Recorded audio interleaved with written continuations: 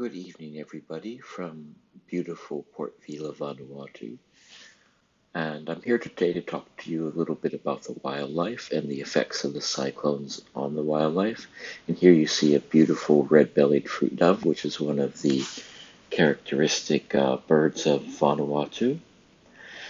And Vanuatu was recently hit in early March by two powerful cyclones, Category 4. First was Judy, and then was Kevin. And they caused a lot of tree damage, and consequently it's been quite tough on the birds. Um, Obviously there's some mortality when the cyclone passes by, but often birds are quite good at hiding deep in the bush where they don't get too affected. But still, with all the leaves and fruit and things stripped off the trees, it can be hard to find food. So anyway, we've been going around Vanuatu and looking at the state of some of the birds, and I must say the bird life is quite good. And you're seeing lots of them around, and they all seem to be quite active. But it's still a very difficult time, and so just remember to always be good to the birds and take care of them as much as you can. And like I say, this is the red-bellied fruit dove. It's part of the Tylenopus group of fruit doves, which are very colorful and popular throughout the Asia-Pacific region. Here you can see there's another one. It's very nice. And if you're anywhere around Port Vila, even in the city, at the edges of the city, they're pretty easy to see. Here you can see some figs, and so it's feeding on some figs there. And let's see what else.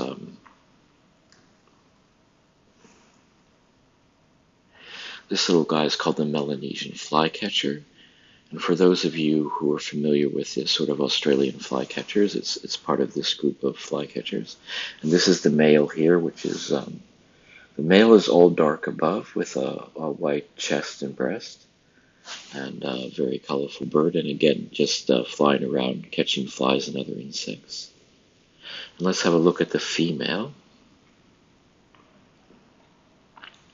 Here you go. Here, so the female you can see is quite a different color. The female is grayer above, not that darker black color, and underneath it has a very orangey throat all the way down on the breast, and then whitish on the belly. And you can see it also has a bit of a white on the tail edgings as well.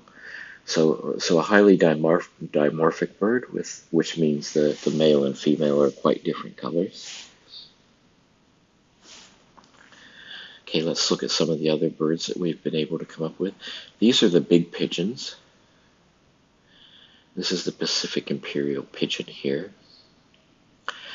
And these guys perhaps suffer the most with the cyclones because they're quite big birds, and so when they don't have cover to hide, sometimes the local residents may try to hunt them with the slingshots and catapults, because they're just very conspicuous and just don't have lots of places on the trees to hide.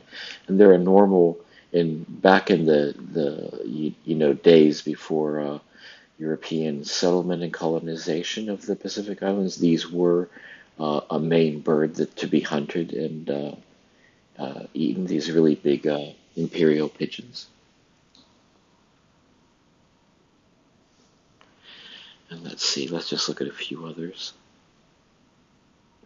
This is called the wood swallow. Australians will know the white-breasted wood swallow. It's a very handsome bird. It's not actually related to swallows. It's more related to a group of Australian birds called butcherbirds. But they sort of fly in aerial acrobatics like swallows, and they're very good flyers. And this one is the same species as you get in much of Australia, but it's a different subspecies. Here you can see it's an albiloris subspecies. And this was in Havana. Here you see Havana on the northern part of Efate, northwest part of Efate. And another good bird, which we're seeing quite a lot of, are these long-tailed trillers. Again, this is sort of an Australian family of birds, the triller family, although it can be found way up into Indonesia and across the Pacific as well. And this one has a particularly long tail, So it's noted as the long-tailed triller. And this guy here looks like he's probably just bred. Maybe he only fledged, what would you say, 2 or 3 weeks ago. So the fact that he survived the cyclone is a really good thing. And let's see. Oh, this is again a very, very common dove in Vanuatu, and there's literally hundreds and thousands of them everywhere, and you see them even along the road, right in the cities and the towns and everything. And this is the Pacific emerald dove, of course, gotten its name by the beautiful emerald-colored back. And it's related to another emerald dove, which you find up in Asia, going way up into Thailand and India. And they used to be the same species way back in the day, but they've been a long time ago separated out. And this species is a Pacific species. So I think that's probably good for the birds, but I just wanted to show you this one really cool moth that we also found. It's called a yam hawk moth. And you can see it's very ornately colored. It's quite a big moth. You can see the wings have those indentations. And known as the yam hawk moth because it does tend to feed on the yam, so it can cause some problems with the crops. But it's a very smart-looking moth, and this one was attracted to the light, and we were able to photograph it at night.